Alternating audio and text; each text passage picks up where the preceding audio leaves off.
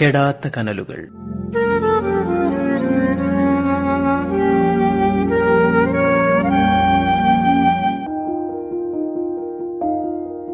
ആകാശവാണി കവരത്തി നിലയത്തിന്റെ കെടാത്ത കനലുകൾ എന്ന പരിപാടിയാണ്.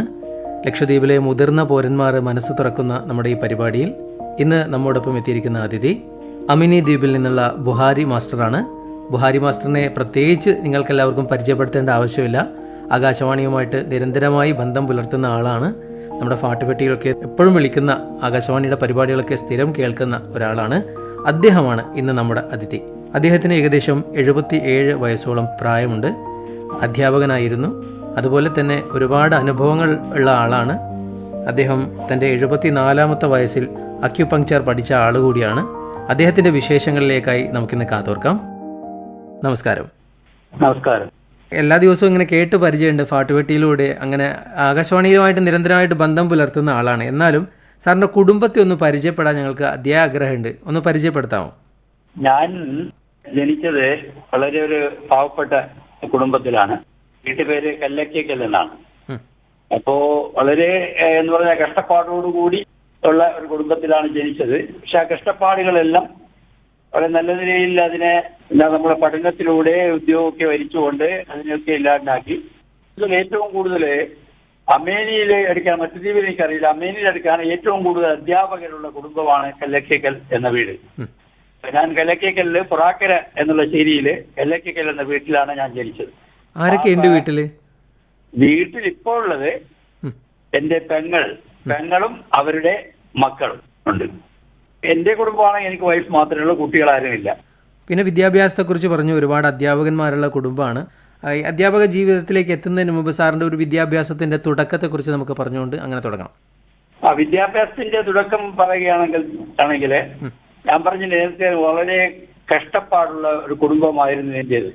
അതുകൊണ്ട് തന്നെ വിദ്യാഭ്യാസ കാര്യങ്ങളിൽ വേണ്ടത്ര എനിക്ക് ശ്രദ്ധ ചെലുത്തി പഠിക്കുവാൻ കഴിഞ്ഞത് ചെറുപ്പത്തിൽ. കാരണം അതിരാവിലെ എണീറ്റ് കഴിഞ്ഞാൽ നമ്മൾ ഒന്നുകിൽ പാരം പൂത്തുക, അല്ലെങ്കിൽ പോയി ശബരിക്കുളത്തുനിന്ന് ശകരി കയറ്റിക്കൊണ്ട് വരിക, ഇങ്ങനെയുള്ള കാര്യങ്ങളൊക്കെ ചെയ്തിട്ടാണ് സ്കൂളിലേക്ക് ചിലപ്പോൾ ലേറ്റായി പോകും. അങ്ങനെയോടെ വളർന്നത് കൊണ്ട് വലിയ വിദ്യാഭ്യാസ കാര്യങ്ങളിൽ പിന്നെ പാപ്പയും ഉമ്മയൊന്നും അത്ര വിദ്യാഭ്യാസമുള്ള ആളുകളില്ല. വീട്ടിൽ അന്തരീക്ഷവും ഇല്ല. പഠിക്കാനായിട്ട് മാത്രം നമുക്ക് വീട്ടിലെ തൊഴിൽ ചെയ്യാൻ, രാവിലെ എണീറ്റ് ചെയ്യാൻ തന്നെ നേരത്തെ പറഞ്ഞ് ഈ പണിക്ക് പോകണം. പിന്നെ അത് കഴിഞ്ഞ് വല്ല ചകിരി ഉണ്ടെങ്കിൽ അതുകൊണ്ട് കടലിൽ കൊണ്ടേ കഴുകണം. അതെല്ലാം ഇവിടെ കൊണ്ടുവന്ന് പരത്തിയിട്ടാണ് പിന്നെയാണ് സ്കൂളിലേക്ക് പോകുക. അതുകൊണ്ട് തന്നെ ചെറുപ്പത്തിലെ വിദ്യാഭ്യാസത്തിന് അതിന് കൂടുതൽ ശ്രദ്ധ ചെലുത്തുവാൻ വീട്ടിൽ അതിന്റെ സാഹചര്യം ഉണ്ടായിരുന്നില്ല. ഇടയ്ക്കൊന്ന് ചോദിച്ചോട്ടെ, അതായത് ഒരു കൗതുകം കൊണ്ട് ചോദിക്കുകയാണ്. ഈ ചവരി പൂത്ത് അങ്ങനത്തെ കുറെ പരിപാടികളൊക്കെ ഉണ്ടായിരുന്നു പണ്ട്, കേട്ടറിവുണ്ട് ഒരുപാട്. അപ്പൊ ഇതൊക്കെ എങ്ങനെയാ കൂട്ടമായിട്ട് ചെയ്യുമായിരുന്നു, അതോ എങ്ങനെ ഒറ്റക്കൊറ്റക്കാണോ എങ്ങനെയാ ചെയ്യുന്നത്? കൂട്ടമായിട്ടല്ല. ഇപ്പൊ ഓരോ കുടുംബത്തിൽ ഞങ്ങളെ കല്ലക്കൽ വീട്ടിൽ തന്നെ കുറെ പാരം എന്ന് പറയുന്ന സാധനമുണ്ട്. അതായത് ഷോറിനടുത്ത് തന്നെ കുറച്ച് ലേശം ഒരു 10-15 മീറ്റർ അകലെയായിട്ട് കല്ല് കൊണ്ടുണ്ടാക്കുന്ന ഒരു പ്ലാറ്റ്ഫോം പോലെ ഉണ്ടാക്കി അതിനകത്ത് തോടി കൊണ്ടുവന്നിട്ട് കംപ്ലീറ്റ് കുഴി പോലെ ആക്കി അതിനെ തോടി ഇട്ടിട്ട് പിന്നെ മുകളിൽ വീണ്ടും കല്ല് വെച്ച് അത് കുറച്ച് മാസം കഴിയുമ്പോൾ നല്ലപോലെ ഭാഗം എടുക്കാം. നമുക്ക് എടുത്തിട്ട് അത് കൊണ്ടുവന്നിട്ട് ചകിരി വിട്ടു. അപ്പോൾ ഞാനും എന്റെ ബാപ്പയും പിന്നെ എന്റെ അനിയനുണ്ടായിരുന്നു, കിടാവ് മരിച്ചു പോയപ്പോ ഞങ്ങൾ ബാപ്പ പാരം പൂത്തും ഞങ്ങൾ ചകിരി കൊണ്ടുവന്ന് കിഴക്ക് കൊണ്ടുവരും. പാരം എന്ന് പറയുന്നത് പണ്ടുള്ള ആൾക്കാരുടെ ഈ പ്രൗഢിയുടെ അടയാളമായിരുന്നു.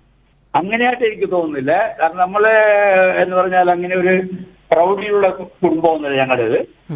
അത് കൂടുതലും ഉണ്ടാകുന്ന ഈ അധ്വാനിക്കുന്നതിനാണ് ഈ പാരമുള്ളത്. പിന്നെ ഈ പാരം എന്ന് പറയുന്ന വേറെ അർത്ഥത്തിൽ എന്തുകൊണ്ട് എനിക്കറിയില്ല. ഈ നമ്മൾ ഉപയോഗിക്കുന്ന ഈ പാരം എന്ന് പറയുന്നത് സാധാരണ അധ്വാനിക്കുന്നവരാണ്, ചകിരിയൊക്കെ കൊട്ടുന്ന ആളുകൾക്കാണ് പാരമുള്ളത്. ഓക്കെ. ഈ പാരം എന്തെങ്കിലും പ്രത്യേക പേരുകളിലോ എന്തെങ്കിലും കുടുംബത്തിന്റെയോ അല്ലെങ്കിൽ പ്രത്യേക ആറുകളുടെയൊക്കെ പേരിൽ അറിയപ്പെടുന്ന പാരങ്ങളുണ്ടോ അവിടെ? ഇല്ല. അതിപ്പോ കല്ലക്കേക്കലുള്ള പാരം, കപ്പാട്ടിച്ചിട്ടുള്ള പാരം, കിളാളച്ചിട്ടുള്ള പാരം, അങ്ങനെ പാരങ്ങൾ. അതൊരു വീട്ടുപേരിന്റെ പേരിലല്ലേ ആ പാരങ്ങളൊക്കെ അറിയപ്പെടുന്നത്? വീട്ടുപേരില്ല. ഞങ്ങളുടെ പാരം എന്റെ വീട്ടുകാർക്കുള്ള പാരം ഇനിയും അത് ഞാൻ മിനിയാന്ന് പോയി നോക്കിയിരുന്നത് ഒന്നും ഡാമേജ് ഒന്നും അങ്ങനെ തന്നെ ഉണ്ട്. ഏതായാലും നമുക്ക് തുടങ്ങാം. വിദ്യാഭ്യാസ കാര്യങ്ങൾ പറഞ്ഞു തുടങ്ങാം. സാറിന് വിദ്യാഭ്യാസം എങ്ങനെയായിരുന്നു? വിദ്യാഭ്യാസ കാര്യം ഞാൻ പറഞ്ഞില്ല. ഞാൻ ആദ്യം അമേനിയില് പഠിച്ചതാണ്. ഒരുപാട് കഷ്ടപ്പാടുണ്ടായി. അപ്പൊ വീട്ടിലെ കഷ്ടപ്പാടിൽ പലപ്പോഴും ഭക്ഷണം കാര്യങ്ങളൊന്നും കിട്ടൂല. അങ്ങനെയാകുമ്പോൾ എനിക്ക് ഇംഗ്ലീഷിൽ വലിയ താല്പര്യവും ഉണ്ടായിരുന്നു. അങ്ങനെയൊക്കെയാണ് ഒരു പ്രാവശ്യം കവരത്തി 1966-67 തോന്നുന്നു. അപ്പോൾ നമ്മളെ ദീക്ഷിത് എന്ന് പറഞ്ഞ പ്രിൻസിപ്പാൾ ഉണ്ടായിരുന്നു കവരത്തി ഹയർ സെക്കൻഡറി സ്കൂളിൽ, സോംജി ദീക്ഷിത് എന്ന് പറയുന്നത്. അദ്ദേഹം വന്ന് അമേനിയിൽ വന്നപ്പോൾ ടെസ്റ്റ് നടത്തി. അങ്ങനെ ഹയർ സെക്കൻഡറി സ്കൂളിലേക്ക് എനിക്ക് സെലക്ഷൻ കിട്ടിയ 67 ഞാൻ കവരത്തി ഹയർ സെക്കൻഡറി സ്കൂൾ ചേർന്നു. പഠിക്കാനുള്ള ഒരു സൗകര്യം കിട്ടും, മാത്രമല്ല ഭക്ഷണം കിട്ടുമല്ലോ. വീട്ടിൽ പലപ്പോഴും പട്ടിണിയുമാണ്. അവിടെ ചേർന്ന് പഠിച്ചതുകൊണ്ട് എന്റെ ജീവിതം മുഴുവനും എനിക്ക് ഇത്ര വരെ എന്റെ സ്കൂളിനോടാണ്, എന്റെ സ്കൂളിനോടും ഞാൻ പഠിച്ച കവരത്തി ഹയർ സെക്കൻഡറി സ്കൂളിനോടും അതേപോലെ തന്നെ അവിടുത്തെ ടീച്ചേഴ്സിനോടും ആ നാട്ടുകാരോടും കടപ്പെട്ടിരിക്കുകയാണ്. നാട്ടുകാരോട് കടപ്പെടാൻ കാരണം പലപ്പോഴും പല ആൾക്കാരും പോരാളെ പോലെയുള്ളവർ, അതേപോലെ പണ്ടക്കാട് മുത്തുവാ സാറിനെ പോലെയുള്ളവർ, അവരെല്ലാം പലപ്പോഴും ഞങ്ങളെ വിളിച്ചുകൊണ്ട് ജുമാന്റെ സമയത്തൊക്കെ വിളിച്ച് അവരുടെ വീട്ടിൽ കൊണ്ട് ഭക്ഷണമൊക്കെ തരുമായിരുന്നു, ക്ഷേമങ്ങളൊക്കെ അന്വേഷിച്ചിരുന്നു. എല്ലാ കാര്യത്തിലും ഞങ്ങൾ ഹോസ്റ്റലുമായിട്ട് സ്കൂളുമായിട്ടൊക്കെ നല്ല സഹകരണമായിരുന്നു കവരത്തിയിലെ ആളുകൾ. വീടുമായിട്ടുള്ള ബന്ധം എങ്ങനെയായിരുന്നു? ഇപ്പൊ കണക്ടിവിറ്റി ഒന്നും ഇല്ലാത്ത സമയല്ലേ, ഫോണും അങ്ങനത്തെ കണക്ടിവിറ്റി ഇല്ലാത്ത സമയം അതിനെപ്പറ്റി പറഞ്ഞാൽ വളരെയധികം ഖേദകരമായ പല കാര്യങ്ങളും പറയാനുണ്ട്. കാരണം എന്റെ സിസ്റ്റർ 1970-ലാന്ന് തോന്നുന്നു എന്റെ സിസ്റ്റർ മരിച്ചപ്പോൾ എനിക്ക് ആ മരിച്ച വിവരം അറിയുന്നത് 3 മാസം കഴിഞ്ഞതിന് ശേഷമാണ്. എന്ന് പറഞ്ഞാല് അന്ന് ഈ സമയത്ത് കമ്പിയാണ്, വയർലെസ് ടെലഗ്രാമാണ്. അതിവിടുത്തെ ഈ ടെലഗ്രാം എന്തോ മോശമായിരുന്നു. അത് മാത്രമല്ല ഓപ്പറേറ്റർ കരയിലായിരുന്നു. പിന്നെ അയാൾക്ക് കപ്പൽ കിട്ടി വന്നതിന് ശേഷം ഇതൊക്കെ ശരിയാക്കി വരുമ്പോഴേക്ക് 2-3 മാസം കഴിഞ്ഞു. അങ്ങനെ എനിക്ക് എന്റെ സിസ്റ്റർ, എന്റെ നേരെ തൊട്ട് മൂത്ത സിസ്റ്റർ ബിജലിമാൻ എന്ന് പറയുന്ന സിസ്റ്റർ മരിച്ച വിവരം എനിക്കറിയുന്നത് കവരത്തി ഹയർ സെക്കൻഡറി സ്കൂൾ പഠിക്കുമ്പോഴാണ്. 70-ലാണ്. ഈ 3 മാസം കഴിഞ്ഞിട്ടാണ് എനിക്ക് ആ വിവരം എനിക്ക് കിട്ടിയത്. അമിനിയിലുള്ള വിവരം കവരത്തിയിലെത്താൻ 3 മാസം എടുത്തു. അങ്ങനെ വളരെ കഷ്ടപ്പെട്ടുള്ള ഒരു ജീവിതമായിരുന്നു. അതിനുശേഷം ഈ കവരത്തിയിലെ വിദ്യാഭ്യാസം കഴിഞ്ഞ് എങ്ങനെയായിരുന്നു? കവരത്തിയിലെ വിദ്യാഭ്യാസം കവരത്തി സ്കൂളിൽ തന്നെ പഠിച്ചത് എന്നെ സംബന്ധിച്ചിടത്തോളം അന്ന് ദാരിദ്ര്യവും പഠിക്കാനുള്ള ആഗ്രഹവും എല്ലാം കൊണ്ടാണ് ഞാൻ പോയതെങ്കിലും അത് എന്നെ സംബന്ധിച്ചിടത്തോളം that was A turning point in my life. എന്റെ ജീവിതത്തിൽ വഴിത്തിരിവാണ് അന്ന് ഞാൻ ഹയർ സെക്കൻഡറി സ്കൂളിലേക്ക് പഠിക്കാൻ 1967 പോയത്. അപ്പൊ പോയപ്പോഴെന്ന് പറഞ്ഞാൽ അവിടുത്തെ പഠിപ്പിന്റെ ഗുണം 1, 2 അവിടുത്തെ കൃത്യനിഷ്ഠത, മാത്രമല്ല ഏറ്റവും വലിയ അച്ചടക്കം, ഇതെല്ലാം ഒത്തിണങ്ങിയ ഒരു വിദ്യാലയമായിരുന്നു ഞങ്ങളുടെ ഹയർ സെക്കൻഡറി സ്കൂൾ കവരത്തി. അപ്പൊ അങ്ങനെ ആയതുകൊണ്ട് എല്ലാ തരത്തിലുമുള്ള രീതിയിൽ വിദ്യാഭ്യാസത്തിന്റെ എല്ലാ കാര്യങ്ങളും പഠിച്ച് നല്ല രീതിയിൽ പഠിച്ചിട്ടാണ് എനിക്ക് ഉയർന്ന ക്ലാസ്സിലേക്ക് പോകാൻ പറ്റിയത്. ടീച്ചേഴ്സ് ആണെങ്കിൽ എല്ലാവരും എന്തോ അവരുടെ കുട്ടികളെ പോലെയാണ്. CM രാമേന്ദ്രൻ മാഷ് സാറ് മരിച്ചുപോയി. പിന്നെ അതുപോലെ തന്നെ നമ്മുടെ മറ്റേ മേരി ടീച്ചർ, എക്കണോമിക്സ് എടുത്തിരുന്ന മേരി ടീച്ചർ, പിന്നെ അതുപോലെ രവീന്ദ്രൻ മാഷ് എന്നൊരു മാഷുണ്ടായിരുന്നു. അദ്ദേഹത്തെ പറ്റി പറഞ്ഞാൽ എനിക്ക് വളരെയധികം കൂടുതൽ പറയാനുണ്ട്. കാരണം നല്ല പോലെ സഹായിക്കുന്ന സാറാണ്. എല്ലാവർക്കും ഭയങ്കര പേടിയാണെങ്കിലും മക്കളോട് നല്ല സ്നേഹമുള്ള അധ്യാപകനായിരുന്നു രവീന്ദ്രൻ സാർ. അപ്പൊ ഞാൻ ഈ കണക്കിൽ മാത്രം ഇങ്ങനെ മോശമായി, മറ്റുള്ള വിഷയങ്ങൾക്കെല്ലാം നല്ല മാർക്കും കാര്യമുണ്ടായിരുന്നു. അങ്ങനെ ഞാൻ ഈ കണക്കിൽ മോശമായതുകൊണ്ട് പലപ്പോഴും സ്കൂൾ വിടാൻ തയ്യാറായി. അങ്ങനെ ആ അവസരത്തിൽ എനിക്കൊരു ബൂസ്റ്റപ്പ് തന്ന രവീന്ദ്രൻ മാഷാണ്. സാറ് വീട്ടിൽ കൊണ്ടുപോയി ട്യൂഷനൊക്കെ എടുത്ത് എന്നെ ശരിയാക്കി എടുത്തു. എനിക്ക് പിന്നെ അധികം ഡിഗ്രിക്കും MA ക്കും ഒന്നും കൂടുതൽ പഠിക്കേണ്ടി വന്നു. കാരണം ബേസ് എനിക്ക് കിട്ടിപ്പോയി. നല്ല ഒരു പാഠ്യപദ്ധതിയും നല്ല ടീച്ചേഴ്സും നല്ല ഇൻസ്റ്റിറ്റ്യൂഷനും നല്ല നാട്ടുകാരും. അത് അടിസ്ഥാനപരമായിട്ട് സാറ് പറഞ്ഞത് ഇവിടുത്തെ ഒരു അച്ചടക്കം, ഡിസിപ്ലിൻ ഒക്കെ പഠിച്ചു. എന്നാലും നമ്മുടെ ജീവിതത്തിൽ മുന്നോട്ട് നയിക്കാൻ ആരെങ്കിലും ഒരു സ്വാധീനം ചെലുത്തും, പ്രത്യേക ഒരു വ്യക്തികളോ അല്ലെങ്കിൽ സാഹചര്യങ്ങളോ.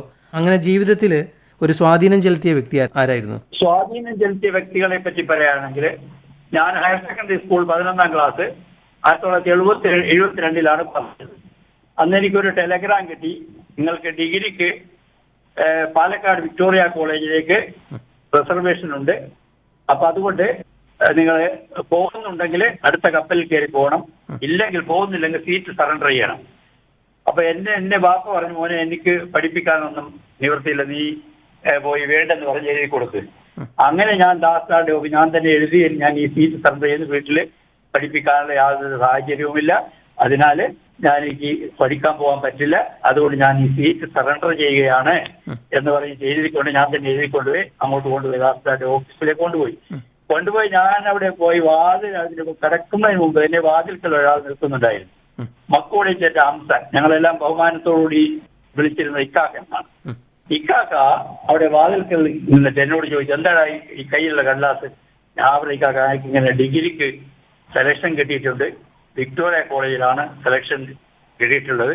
പക്ഷേ എന്നെ പഠിപ്പിക്കാൻ വീട്ടിൽ ആരുമില്ല. ഞങ്ങളുടെ സാമ്പത്തിക സ്ഥിതി വളരെ മോശമാണ്. അതുകൊണ്ട് എനിക്ക് ഈ സീറ്റ് വേണ്ട, ഞാൻ ഈ സീറ്റ് സറണ്ടർ ചെയ്യുകയാണ് എന്ന് എഴുതി ദാസിദാർ കൊടുക്കാൻ വേണ്ടി വന്നതാണ്. അപ്പൊ അയാൾ പറഞ്ഞു കൊണ്ടല്ല, ഞാൻ കൊടുത്തിട്ട്. ഞാൻ പിന്നെ വിചാരിച്ചത് ഇക്കാക്ക കൊടുക്കാൻ പോകുന്നതായി. ഇക്കാക്ക അവിടെ നിന്ന് വാങ്ങിച്ചിട്ട് ഒരു 100 കഷ്ണമാക്കി കീറി എറിഞ്ഞു. എന്നോട് നീ പോയി പഠിത്തം നിർത്തുന്നത്, നീ പോയി നിന്നെ വീട് വിറ്റിട്ടെങ്കിലും പഠിക്കും. അങ്ങനെ അത് എനിക്കൊരു ഇതായി. അപ്പൊ എന്റെ മനസ്സിലേക്ക് വന്നു. അങ്ങനെ ഞാൻ വീട്ടിൽ വന്ന് ഭയങ്കര കരച്ചിലും വിളിയൊക്കെ ആയി. പിന്നെ അങ്ങനെ വീട്ടിലെ എന്ന് പറഞ്ഞാല് തരാൻ അവർക്ക് വീട്ടുകാരുടെ കയ്യിലൊന്നുമില്ല. എന്നെ ഏതായാലും കോളേജിൽ പഠിപ്പിക്കണമെന്ന് എനിക്ക് വലിയ ആഗ്രഹമാണ്. കാരണം എല്ലാ വിഷയങ്ങളും നല്ല മാർക്ക് കിട്ടിയാണ്. ഹയർ സെക്കൻഡറി ഡിസ്റ്റിങ്ഷൻ ഒക്കെ കൊണ്ട് പാസ്സായതാണ്. അപ്പൊ ഇതിപ്പോ ഏത് സമയത്തും കടപ്പുറത്തിലും അവിടെ ഇവിടെ എനിക്കുള്ള ജോലി കരഞ്ഞ് അങ്ങനെ പാപ്പയ്ക്ക് ഒരു സൈക്കോയ പാപ്പ പറഞ്ഞ ഒരു കാര്യം ചെയ്യുമ്പോഴേ എന്റെ ഒരു ലാൻഡിന്റെ ഒരു പകുതി ഞാൻ വിൽക്കാം. അങ്ങനെ പാപ്പ തന്റെ ലാൻഡിന്റെ ഒരു പകുതി വിറ്റ് എന്നെ പഠിപ്പിച്ചു.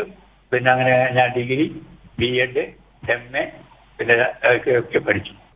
ഞാൻ ഹയർ സെക്കൻഡറി പാസ്സായതിനു ശേഷം ഡിഗ്രിക്ക് എനിക്ക് സെലക്ഷൻ കിട്ടുന്നത് പാലക്കാട് വിക്ടോറിയ കോളേജിലേക്കാണ്. 1972 മുതൽ 75 വരെയാണ് ഞാൻ ആ സ്ഥാപനത്തിൽ പഠിച്ചത്. പിന്നെ 75 to 76 എനിക്ക് അൺട്രെയിൻഡ് ടീച്ചറായിട്ട് അമീനിൽ ജോലി കിട്ടി. അൺട്രെയിൻഡ് ടീച്ചറായിട്ട് ജോലി കിട്ടിയപ്പോൾ പിന്നെ ഞാൻ B.Edന് പോകാനുള്ള പൈസ അതിൽ നിന്ന് ആർജിച്ചു. അങ്ങനെ ഞാൻ വെച്ച് B.Edന് പോകാനുള്ള സാഹചര്യം ഒരുക്കി. പിന്നെ B.Ed ഗവൺമെന്റ് ട്രെയിനിങ് കോളേജ് കാലിക്കറ്റില് 76-77 ഞാൻ B.Ed കഴിഞ്ഞു. 78 എനിക്ക് പ്രൈമറി ടീച്ചറായിട്ട് അമീനി JB സ്കൂൾ സെന്ററിൽ എനിക്ക് പ്രൈമറി ടീച്ചറായിട്ട് ജോലി കിട്ടി. പിന്നെ അതിനുശേഷമാണ് 1980 ഗ്രാജുവേറ്റ് ടീച്ചറായിട്ട് മിനിക്കോയിൽ എനിക്ക് ആദ്യമായിട്ട് ജോലി കിട്ടുന്നത്. അങ്ങനെ ദീർഘകാലം ഒരു അധ്യാപകനായൊക്കെ ജോലി ചെയ്ത ആളാണ്. ഒരുപാട് വിദ്യാർത്ഥികളെ, ഒരുപാട് സുമനസ്സുകളെ പഠിപ്പിച്ച് ആ കരങ്ങളിലൂടെ കടന്നു പോയിട്ടുണ്ടാവും. അധ്യാപന ജീവിതത്തിലേക്ക് ഒന്ന് തിരിഞ്ഞു നോക്കുമ്പോൾ ഏറ്റവും സന്തോഷകരമായി തോന്നുന്നത് എന്താണ്? ശരിക്കും പറഞ്ഞാൽ അധ്യാപകനാവുക എന്നുള്ളത് തന്നെ ഭയങ്കര ഒരു ബ്ലെസ്സിംഗ് ആണ്. എനിക്ക് ആഗ്രഹം ഉണ്ടായിരുന്നത് ഡോക്ടർ ആകാൻ വേണ്ടിയിട്ടാണ്. അപ്പൊ അതുകൊണ്ട് തന്നെ ഹയർ സെക്കൻഡറി സ്കൂളിൽ പഠിക്കുമ്പോൾ ഞാൻ ഈ കുട്ടികളെ കൂടെ, ബയോളജി കുട്ടികളുടെ കൂടെ ഒക്കെ നടക്കലും അങ്ങനെയൊക്കെ ഉണ്ടായിരുന്നു. പക്ഷേ ഞങ്ങൾ ഗ്രൂപ്പ് എടുത്തപ്പോൾ എനിക്ക് ഹിസ്റ്ററിയിൽ മാർക്ക് കൂടുതലുണ്ട്. എന്നെ ഹിസ്റ്ററി സാറ് ഹ്യൂമാനിറ്റി ഗ്രൂപ്പിലേക്കാണ് എന്നെ ക്ഷണിച്ചത്. ഞാൻ പിന്നെ അങ്ങനെ അത് ഹ്യൂമാനിറ്റി പഠിക്കാനിടയായി. എന്നിരുന്നാൽ ഡോക്ടർ ആകണമെന്നുള്ള ആഗ്രഹം ഉണ്ടായിരുന്നു. അത് മനസ്സിൽ വെച്ചോണ്ടിരുന്നു. ഞാൻ പറ്റിയില്ലെന്ന് മാത്രം. അധ്യാപകനാവുക എന്ന് പറഞ്ഞാൽ തന്നെ ഒരു ബ്ലെസ്സിംഗ് ആണത്. അത് കാരണം എന്താ, നമുക്കിപ്പോ നമ്മുടെ മറ്റുള്ളവരൊക്കെ ഇപ്പൊ ബാങ്കിലെ സമ്പാദ്യങ്ങളാണ് നോക്കാൻ. ഞങ്ങളുടെ അധ്യാപകരെ സംബന്ധിച്ചിടത്തോളം അവരുടെ സമ്പാദ്യം എന്ന് പറയുന്നത് ബാങ്കിൽ മാത്രമല്ല, അവരുടെ സമ്പാദ്യം ഏറ്റവും വലിയ സമ്പാദ്യം അവർ കിടക്കുന്ന അവർ പഠിപ്പിച്ച കുട്ടികളാണ്. ഞാൻ ഇന്ന് പഠിപ്പിച്ച കുട്ടികൾ പലരും എഞ്ചിനീയേഴ്സ്, ഡോക്ടേഴ്സ്, അങ്ങനെ പല ഫീൽഡിലും അവർ വർക്ക് ചെയ്യുന്നുണ്ട്. അവർ കാണിക്കുന്ന സ്നേഹമൊക്കെ നമ്മൾ കാണുമ്പോൾ ഈ ജോലിയോട് എനിക്ക് എപ്പോഴും ഭയങ്കര ഒരു എന്താ പറയാ, ഈ ജോലി കിട്ടിയത് നന്നായി പോയി, നല്ല ജോലിയാണെന്ന് തോന്നിപ്പോകും. അതായത് ഒരു പ്രാവശ്യം ഞാൻ കൊച്ചിയില് ഒരു യാത്രക്ക് ഇങ്ങനെ അവസാനം സാധനമൊക്കെ കൊണ്ടുവന്ന് പിന്നെ അവിടെ വെച്ച് സ്കാനിങ് സെന്ററിൽ വെച്ച് എന്റെ ഒരു 2-3 കാർബോർഡ് പെട്ടി അതിന് ഷിപ്പിംഗ് ബിൽ എടുക്കാൻ വേണ്ടി അങ്ങോട്ട് പോയി. എന്റെ പെട്ടിയും ബാഗുകളൊക്കെ ഇപ്പുറത്ത് വെച്ചിട്ട് പോയത്.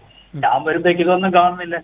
ഞാൻ ഷിപ്പിംഗ് ബില്ലിന് എടുത്ത് പോയപ്പോഴേക്ക് എന്റെ ബാഗും പെട്ടിയും ഒക്കെ ഒന്നും കാണുന്നില്ല. നോക്കും, പിന്നെ ഞാൻ തിരിഞ്ഞു നോക്കുമ്പോഴേക്ക് ഞാൻ മിനിക്കോയിൽ പഠിപ്പിച്ച ഒരു വിദ്യാർത്ഥി വണ്ടിയിൽ വെച്ച് വരിയിൽ നിൽക്കാണ്. എന്നെ കണ്ടപ്പോൾ പറഞ്ഞു, സാർ അവിടെ ഇരുന്നോ, ഞാനിത് കൊണ്ടുപോയി, ഞാൻ ചെക്കിങ്ങിന് മാത്രം സാർ വന്നാൽ മതി. അന്നൊരു ഹസൻ എന്ന് പറയുന്ന ഒരു വിദ്യാർത്ഥിയാണ്. അപ്പൊ എത്രയോ കൊല്ലം കഴിഞ്ഞിട്ടാണ് പിന്നെ ഹസൻ എന്ന എന്റെ വിദ്യാർത്ഥി കൊണ്ടുവന്ന സാധനങ്ങളെല്ലാം കയറ്റി അങ്ങനെ വെച്ചിട്ട് പോയി. അങ്ങനെ ഒരുപാട് അനുഭവങ്ങൾ എനിക്കുണ്ടായിരുന്നു. വിദ്യാർത്ഥികളുടെ ആ സ്നേഹം ഞാൻ പലപ്പോഴും അനുഭവിച്ചിട്ടുണ്ട്. കെടാത്ത കനലുകൾ എന്ന പരിപാടിയിലൂടെ ഇതുവരെ സംസാരിച്ചത് അമിനി ദ്വീപിൽ നിന്നുള്ള ബുഹാരി മാസ്റ്ററാണ്. ഈ പരിപാടിയുടെ തുടർന്നുള്ള ഭാഗം അടുത്ത ബുധനാഴ്ച ഇതേ സമയം കേൾക്കാം. ഈ പരിപാടി നിങ്ങൾക്ക് വേണ്ടി തയ്യാറാക്കിയത് മുഹമ്മദ് നിഷാം പുതിയപള്ളി. നന്ദി, നമസ്കാരം.